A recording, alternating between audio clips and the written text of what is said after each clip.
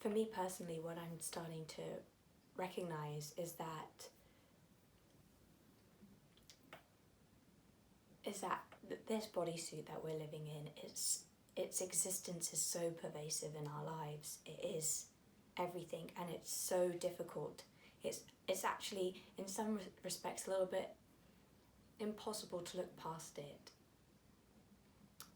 And that's purely because we are a collection of beliefs and thoughts and feelings. And these beliefs, thoughts and feelings feel so real that it feels almost impossible to look past at times. And I get it. I still get it to this day. Things still crop up in my life that that initially I have a sort of fearful reaction, like I said in my video about being in that McDonald's and feeling worried about my security. I don't walk around all the time knowing that I'm not a body. Sometimes my first reaction is one of fear and upset, that when I'm upset about something, I'm upset about a nothing, and that actually what I'm upset about is a belief system I've created within myself, which is playing out. And that the wonderful opportunity of pain and suffering is that it's literally saying, hello, here is this big issue you've got, like, time to let it go, it's coming up for healing. I remember during my period of loss, or my dark night of the soul, which it really truly was, my mum kept telling me that I wasn't upset for the reason I thought I was, which I think comes from A Course in Miracles. And it's so true.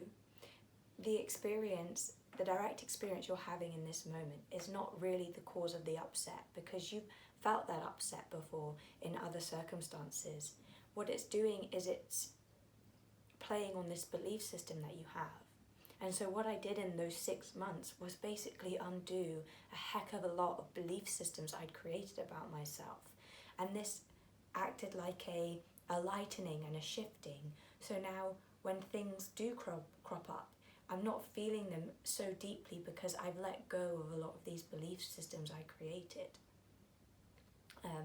My first video on this channel was about self-inquiry and my 3 ways of doing it.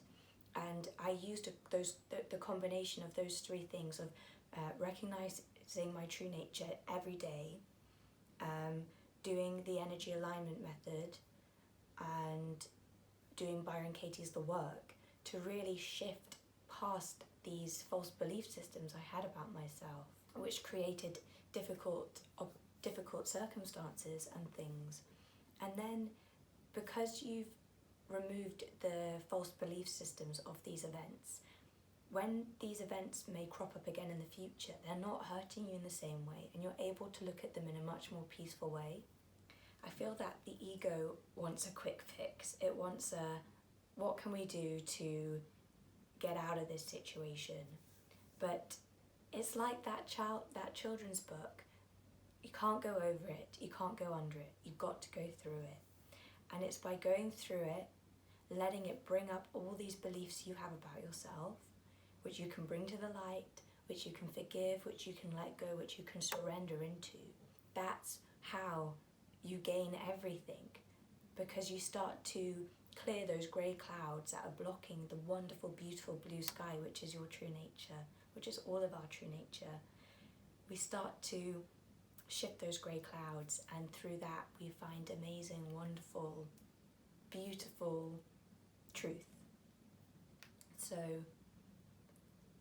yeah, I really wanted to say that at this time, because some people had been saying how they were in the midst of losing everything, and what a wonderful place to be in, because I really do feel like that's when everything can start. But do know that for me personally, I had to do a lot of work, a lot of healing work. It wasn't just for me the ability to sit and know my true nature, which I did do, and I would find peace in those moments, but then I would sort of re-enter the world again, and I'd identify with Flo and all of her issues.